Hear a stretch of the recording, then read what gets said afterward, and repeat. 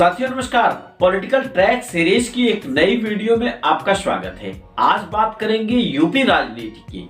UP राजनीति के उस हिस्से की बात करेंगे जो लगातार विरोधी है और लगातार इन पे विरोध हो रहा है। आज बात करेंगे इटावा जिले का नाम मुलायम नगर करने की कवायद तेज होने पे राजनीति और उत्तर प्रदेश में भाजपाई व्यवस्था का क्या इंपैक्ट सामान्य जनमानस पर पड़ेगा, खाटी भाजपाइयों पे पड़ेगा। आज की चर्चा इसी।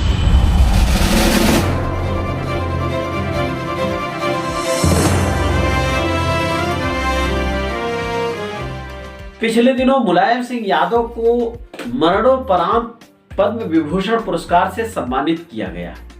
उनके परिवार से लेके उनके समर्थकों तक ये बात की गई कि उनको भारत रत्न दिया जाना चाहिए। बहरहाल उनसे हटके हम वापस आते हैं इटावा की राजनीति पे। इटावा से लगातार जोर शोर से ये आवाज उठने लगी है इटावा जिले का नाम बदलकर मुलायम नगर कर दिया जाए। एक पक्ष जो जिलों को बदलने की बात करता है वो तो पार्टी समर्थक और दिवंगत मुलायम सिंह यादव के समर्थक हैं, लेकिन भारतीय जनता पार्टी के मुखिया योगी आदित्यनाथ, वहां के मुख्यमंत्री ने कई जिलों का नाम बदला। इससे ये और मांग तेज होने लगी है कि एक बैग किसी भी जिले का नाम बदला जा सकता है, लेकिन जिले के नाम बदलने में कई बातें होती हैं। कानूनी प्रक्रिया तो ये है कि वहां के बहुत लोग इस बात की मांग करें, तमाम ये गृह मंत्रालय तक बात आती है, फिर राज्यपाल के यहाँ वापस जाती है, राज्यपाल जिले की डीएम को कुछ पत्र लिखता है, वहां से फिर सर्वे होते हैं। ये तमाम लंबी प्रक्रिया है। उस प्रक्रिया के बाद सरकारी खर्च भी बहुत होते हैं, क्योंकि जिले के नाम बदलने के बाद बहुत सारी जगह ऐसी होती है कि उस पर नाम बदले जाते हैं। ये कानूनी प्रक्रिया है। अगर इस प्रक्रिया से हट के हम बात करें तो आज के वक्त में ये जरूरी क्यों, सवाल ये उठता है।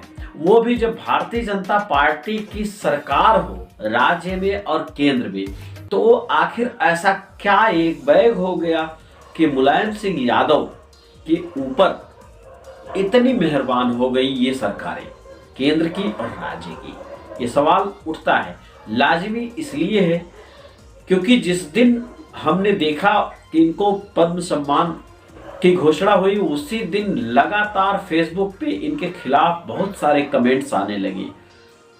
सबसे बड़ा दुख शायद उस परिवार को हुआ होगा जिसने मुलायम सिंह की लाठी खाई है, जिस परिवार के लोग दिवंगत हुए साल 1992 में कथित बाबरी मस्जिद विध्वंस मामले में। राम मंदिर का जो आंदोलन चला था उसके मुखर दुश्मनों में मुलायम सिंह यादव का नाम आता है। शायद कई परिवार ऐसे हैं जो इन्हें कई बार माफ नहीं करते। अब आती है बात, केंद्र सरकार ने ऐसा क्यों किया? शायद वोट की राजनीति के लिए भारतीय जनता पार्टी अपने चरित्र, चाल, चेहरा इन सबको बदल चुकी है। लगातार इस पे काम करती आ रही है। कई ऐसे काम हैं जिन पे लोगों की लगातार टिप्पणी आती है, जैसे कांग्रेस से दिवंगत राष्ट्रपति प्रणब मुखर्जी को भारत रत्न देना, ये किसी के गले नहीं उतरी।